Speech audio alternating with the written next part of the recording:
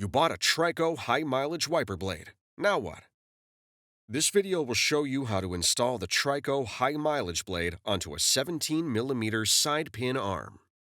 Before installation, remove the plastic protector from the blade rubber.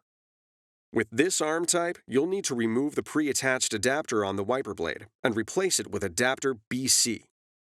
Identify the release tab for the pre-attached adapter. Press the tab down with your thumb while pushing the pre-attached adapter back toward the release tab. The adapter will disengage from the blade. Discard it. Locate adapter BC. Lower adapter BC into the cavity in the top of the blade. Slide adapter BC in the opposite direction of the release tab until it clicks in place. Adapter BC must lock onto the blade before you move on to the next step. Hold the blade at a 90-degree angle to the end of the wiper arm and push it all the way onto the arm pin. Rotate the blade until the tab on the top of the arm straddles the top of the blade. The wiper blade will lock onto the arm where indicated.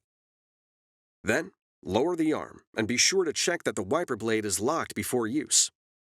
It's that easy. Now you're ready for the road ahead.